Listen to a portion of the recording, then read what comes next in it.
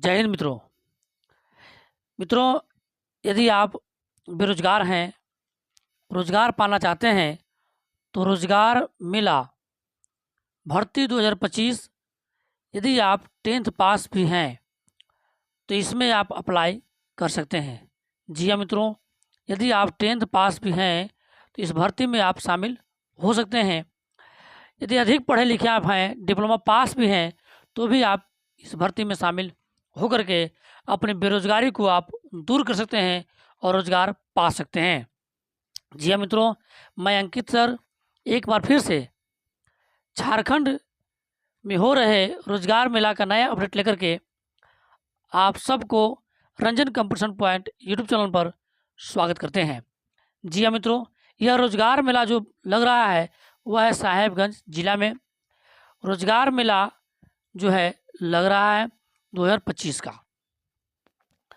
जी हाँ मित्रों, अब इसमें आइए कि साहेबगंज में जो रोजगार मेला लग रहा है वो भर्ती का नाम क्या है? साहेबगंज रोजगार मेला भर्ती 2025। जी हाँ मित्रों, कुल पद जो है वह है आपका 1700 से भी अधिक कुल पद हैं, जिसमें विभिन्न कंपनियां आएगी। आप अपना बेरोजगारी को दूर कर सकते हैं। आयोजक विभाग जो अगर दोस्तों है, बात किया जाए आयोजक विभाग के बारे में, तो यह आपका है श्रम नियोजन प्रशिक्षण एवं कौशल विभाग विकास झारखंड। ठीक है, श्रम नियोजन प्रशिक्षण एवं कौशल विकास विभाग झारखंड आयोजक का विभाग आपका है।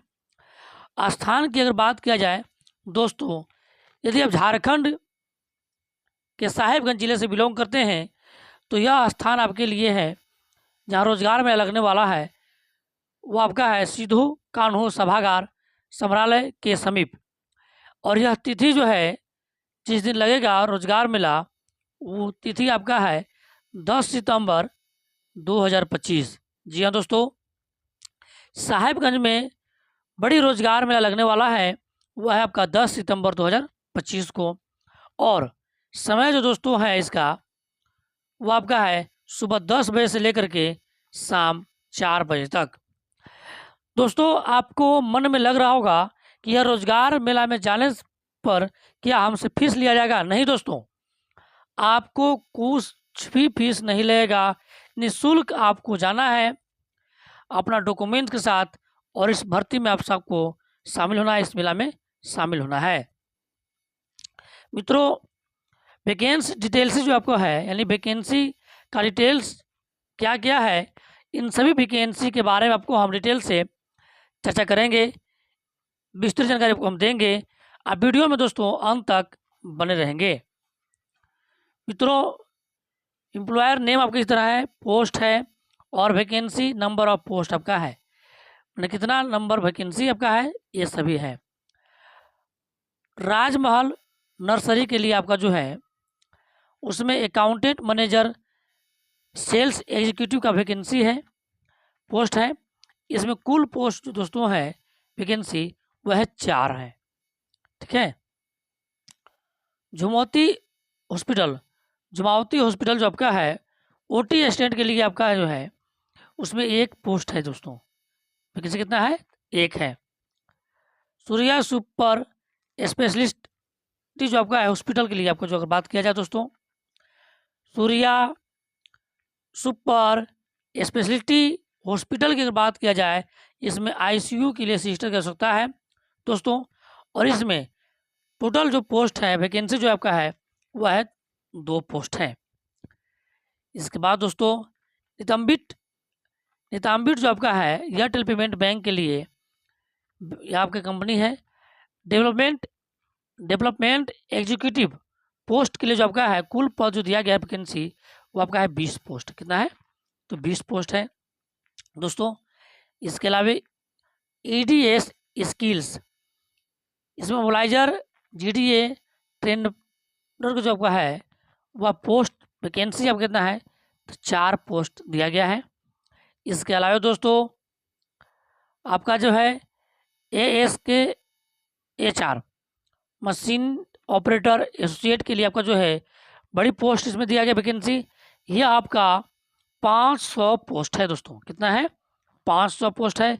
इससे भी अधिक बड़ा वैकेंसी आपका है ANG मेन पावर सोल्यूशन, जिसमें आपका जो है फिटर, कारपेंटर, मेसन और हेल्पर की आवश्यकता होगी, जिसमें कुल नंबर ऑफ वैकेंसी है, टोटल वैकेंसी आपका जो है वह 650 है दोस्तों। कितना है? 650 है। LNT कंस्ट्रक्शन के लिए जो आपका है दोस्तों ट्रेड और स्किल वर्कमैन चाहिए आपको, और वो भी आपका इसमें टोटल वैकेंसी है 250। जी हाँ मित्रों, मैं तो कंफर्म नहीं हूँ, लेकिन 4 लेन जो भारत में बन रहे हैं LNT कंस्ट्रक्शन के द्वारा ही बनाया जा रहा है। मैं कंफर्म नहीं हूँ, लेकिन एक जानकारी के अनुसार आपको बता रहा हूँ। तो आप अगर जॉब पाना चाहते हैं तो इन सभी आप जॉब प्राप्त कर सकते हैं जाकर के रोजगार मेला के माध्यम से। इसके अलावा दोस्तों आप देखिए, इसके अलावा जो दोस्तों और पोस्ट है GSA फाउंडेशन, इसके लिए मशीन ऑपरेटर की आवश्यकता है, और इसमें टोटल पोस्ट जो आपको दोस्तों है वह है 200 कुल वैकेंसी है। SRS एकेडमिक, इसमें SMO trainer, digital Mitra, assistant electrician, MIS mobilizer. Total post इसमें वैकेंसी जो आपका दोस्तों है वह कितना है? 14 है। कितना है दोस्तों? 14 पोस्ट है। स्पेंडा स्पूटी, इसके लोन ऑफिसर की आवश्यकता है इसमें, और इसमें 30 कुल पोस्ट है। इसके अलावा दोस्तों दिशा एजुकेशन मैंड्रो का पोस्ट है। इसमें कंपनी आपका कौन सा है? दिशा एजुकेशन मैंड्रो, और इसमें पोस्ट जो है ट्रेनर, रिसेप्शनिस्ट, मोबिलाइजर, स्वीपर। इसमें कुल पोस्ट दोस्तों है वो आपका कितना है? तो 11 है। कुल कितना है? 11 है। ठीक है दोस्तों। अब देखिए ब्लू चिप इन्वेस्टमेंट, इसमें जो आपका है ADM या BDM, इसमें कुल पोस्ट जो है आपका 20 पोस्ट है दोस्तों। कितना वैकेंसी? 20 गो वैकेंसी है दोस्तों। SBI से आप जुड़ना चाहते हैं तो SBI लाइफ इंश्योरेंस साहिबगंज, इसमें जो आपका कुल पोस्ट है 2 है, और भी आपका बहुत अच्छा पोस्ट है यूनिट मैनेजर के लिए पोस्ट है। यानी दोस्तों कुल मिला करके अगर बात किया जाए तो 1708 जो है 1708 वैकेंसी आपका है। ठीक है दोस्तों। अब देखिए इस वैकेंसी के लिए क्या क्या एजुकेशन चाहिए, उन सभी के बारे में आपको हम चर्चा करेंगे। उन सभी वैकेंसी के लिए जो है आप जाते हैं तो एजुकेशन क्वालिफिकेशन दोस्तों क्या क्या आपको मांगा गया है, ये भी आपके लिए महत्वपूर्ण बिंदु है दोस्तों। तो एजुकेशन क्वालिफिकेशन जो है देखिए, आप यदि दोस्तों आप 10th पास हैं, कितना? 10वीं पास अगर ये दोस्तों आप हैं, जैसे में आप ड्राइवर में जा सकते हैं, प्यून में जा सकते हैं, गार्ड में, हेल्पर में, SMT आदि पदों के लिए भी आप जा सकते हैं दोस्तों, यदि आप 10th पास पर आप केवल हैं तब। यदि मित्रों आप ये 12th पास तक हैं तो आप field officer, ward boy, security guard आदि पदों के लिए आप योग्य हैं। मित्रों यदि आप ITI या डिप्लोमा किए हुए हैं तो आप फिटर जा सकते हैं, इलेक्ट्रीशियन से, वेल्डर से, सेफ्टी ऑफिसर आदि पदों तक आप जा सकते हैं दोस्तों, यदि आप ITI और डिप्लोमा कोर्स किए हुए हैं तो। यदि दोस्तों आप स्नातक पास हैं यानी ग्रेजुएट आप हैं तो आप टीचर के लिए जा सकते हैं, कंप्यूटर ऑपरेटर के लिए जा सकते हैं, टेली ऑपरेटर जा सकते हैं, फील्ड ऑफिसर के लिए भी जा सकते हैं, और इसके अलावा और भी पोस्ट है जिसके लिए आप जा सकते हैं इस रोजगार मेला में दोस्तों। यदि आप BEd D.Ed किए हैं तो आप TGT, PRT, NTT, PGT, ठीक है, आदि शिक्षक के पदों पर आप जा सकते हैं दोस्तों। आप रोजगार मेला में अवश्य जाइए दोस्तों। विशेष कोर्स में भी आपको रखा गया है मित्रों। यदि आप GNM या ANM आप कोर्स किए हैं तो नर्स पद पर आप जा सकते हैं मित्रों। BLIS या MLIS किए हैं, या लाइब्रेरियन पद पर आप जा सकते हैं दोस्तों। इसके अलावा दोस्तों यदि आप DCA या टैली किए हैं दोस्तों, तो टाइपिस्ट और टैली ऑपरेटर के लिए आप अप्लाई कर सकते हैं दोस्तों। मित्रों एम फार्मा का अगर आप कोर्स किए हुए हैं तो असिस्टेंट प्रोफेसर पद पर आप जा सकते हैं, यदि आप एम फार्मा किए हुए हैं। और मित्रों यदि आपको संबंधित क्षेत्र में, जिस क्षेत्र के लिए आप फॉर्म भर रहे हैं उसमें अनुभव है, तो आप अवश्य लगाएं डॉक्यूमेंट्स अगर आपके पास है तो, जहां जरूरत हो तो। शिक्षक, हेल्थ वर्कर, अकाउंटिंग, जो भी आप मित्र जो हैं, अगर आप किए हुए हैं, कहीं आपका अनुभव है किसी कार्य के लिए, तो आप ज़रूर उसमें आप बायोडाटा में आप जरूर दर्शाएं। मित्रों रोजगार मेला में आप जा रहे हैं तो आपकी मन में चाहत होगी कि मेरा एज उसमें है या नहीं है। मित्रों आपकी अगर उम्र 18 वर्ष हो रही है तो आप चाहिए, और 45 वर्ष के अंदर में आप हैं दोस्तों, तो ज़रूर आप उस रोज़गार मेला में, साहेबगंज रोज़गार मेला में ज़रूर आप जाइए, जो मित्रों 10 सितंबर 2025 को लगने वाला है। मित्रों अब उसमें आवश्यक दस्तावेज जो है आपको क्या क्या चाहिए, ये भी आपको जानिए। मित्रों शैक्षणिक प्रमाण पत्र अगर जो भी आपके पास है वो साथ में उसका फोटोकॉपी जरूर लेके जाइएगा। पहचान पत्र, आधार कार्ड के साथ जाइए आप। निवास प्रमाण पत्र आप लेके जाइए। रजिस्ट्रेशन स्लिप, मित्रों रजिस्ट्रेशन स्लिप क्या है ये आगे आप चर्चा करेंगे हम। मित्रों रिज्यूम या बायोडाटा का 2 कॉपी आप अपने साथ लेकर के जरूर जाइए। पासपोर्ट साइज का 4 फोटो आप जरूर लेकर के साथ में जाइएगा रोजगार मेला में। मित्रों अब मित्रों हम बोले कि रजिस्ट्रेशन के बारे में चर्चा करेंगे। यह होता है नियोजनालय में, सभी जिले के नियोजनालय में आप रजिस्ट्रेशन करा सकते हैं। मित्रों जिस जिला से आप बिलोंग करते हैं, यदि वहाँ आप रजिस्ट्रेशन किए हैं तो आपको नया रजिस्ट्रेशन कराने की जरूरत नहीं है, आवश्यकता नहीं पड़ेगा। यदि मित्रों आप रजिस्ट्रेशन नहीं कराए हैं तो आप रजिस्ट्रेशन करा सकते हैं या कर भी सकते हैं। या कैसे करेंगे आप, तो आप झार नियोजन पोर्टल पर जाइए, न्यू जॉब सीकर पर क्लिक करें, मोबाइल नंबर डालें और OTP वेरीफाई करें। व्यक्तिगत जानकारी दीजिए, शैक्षणिक योग्यता, फोटो आदि भरें और फॉर्म सबमिट करें और स्लिप डाउनलोड कर लें। यही आपका रजिस्ट्रेशन नंबर मिल जाएगा। मित्रों ये हुआ आपको जो रोजगार मेला के लिए आप जाना चाहते हैं, जाइए।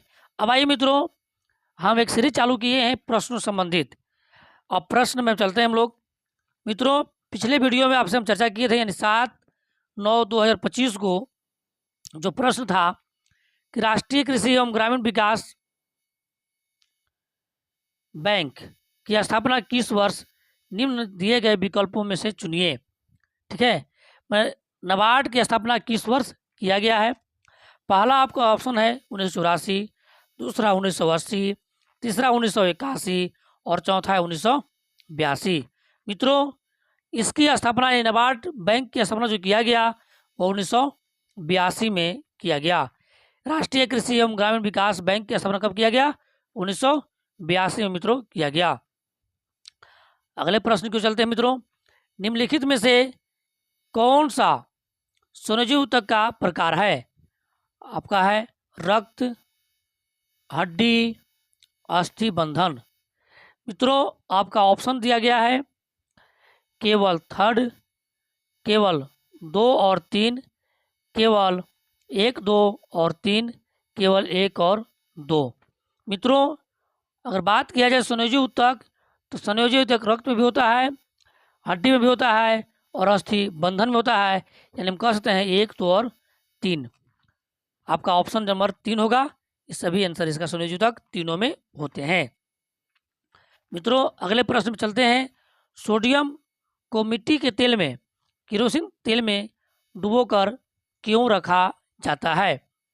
मित्रों इसका आपका ऑप्शन है पहला क्योंकि यह अत्यधिक अभिक्रियाशील है, दूसरा ऑप्शन है क्योंकि यह अत्यधिक ज्वलनशील है, तीसरा है क्योंकि यह कम अभिक्रियाशील है और चौथा ऑप्शन आपका है क्योंकि यह अत्यधिक अज्वलनशील है। मित्रों, इसका आंसर जो होगा ये इसलिए रखा जाता है क्योंकि यह अत्यधिक अभिक्रियाशील है। सोडियम जो है अत्यधिक अभिक्रियाशील होता है, इसलिए केरोसिन के तेल में या मिट्टी के तेल में डुबो करके रखा जाता है सोडियम को।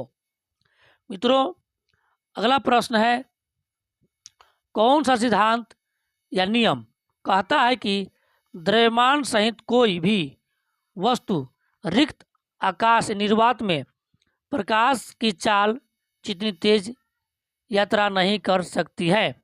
जी हाँ मित्रों, कह रहा है कि जितना प्रकाश की चाल निर्वात में यात्रा कर सकता है, क्या कोई वस्तु कर सकता है, या किसने कहा था? कौन सा सिद्धांत दिया गया था इस पर? मित्रों, ऑप्शन आपका है पहला डाल्टन का नियम, दूसरा प्रकाश का कणिका सिद्धांत, तीसरा अपेक्षिता का सिद्धांत, और चौथा है हेनरी का नियम। मित्रों, इसका आंसर आपका है अपेक्षिकता का सिद्धांत, यानी ऑप्शन नंबर 3 है। ठीक है मित्रों, ये डाल्टन ने दिया था। अब आइए अगला प्रश्न चलते हैं मित्रों। अगला प्रश्न कह रहा है, मछलियों के हृदय की संरचना के संदर्भ में निम्नलिखित में से कौन सा सही है? ठीक है मित्रों, प्रश्न सुन लिए होंगे। आइए आंसर को चलते हैं।